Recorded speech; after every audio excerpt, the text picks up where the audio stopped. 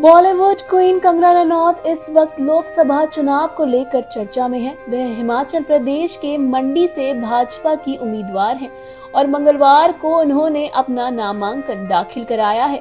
कंगना ने अपने हल्फनामे में अपनी चल अचल संपत्ति का ब्यौरा दिया। इसी के साथ ही बताया कि उनके खिलाफ 8 क्रिमिनल केस दर्ज हैं और साथ ही साथ वह 17 करोड़ के कर्ज में डूबी हुई हैं, जहां हर तरफ उनकी संपत्ति यानी कि उनके पास 7 किलो गोल्ड, 60 किलो सिल्वर, हीरे और महंगी गाड़ियों की बात हो रही है।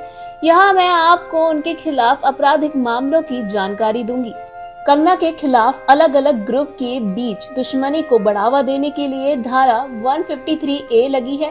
उनके खिलाफ राष्ट्रीय एकता के लिए हानिकारक बयान देने के लिए धारा 153B लग चुकी है।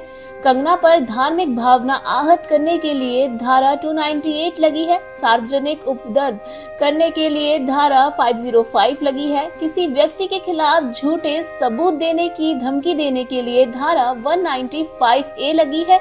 बता दें, कंगना ने करीब 4 साल पहले एक ट्वीट किया था, जिसे लेकर कंगना मुसीबत में फंस गई थी।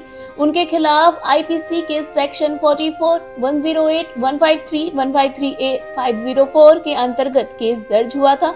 उन पर आरोप था कि कंगना ने किसानों को आतंकवादी कहा था, जबकि कंगना ने इस पर अपनी सफाई पेश की थी। कंगना ने कहा कि उन्होंने राहुल गांधी के लिए ट्वीट किया था, जो था पप्पू की चुप्पी सेना, और उन्होंने ये भी कहा कि अगर उन्होंने किसानों के लिए कोई भी ऐसा ट्वीट किया है तो वह ट्विटर छोड़ देंगी। कंगना के खिलाफ धनबाद की अदालत में देशद्रोह व भारत को नीचा दिखाने के लिए भी मुकदमा दर्ज हुआ था। हालांकि इस मामले में अदालत ने कंगना को राहत दे दी थी। इसके साथ ही कंगना और जावेद अख्तर के बीच भी लंबे समय तक कानूनी लड़ाई चली है।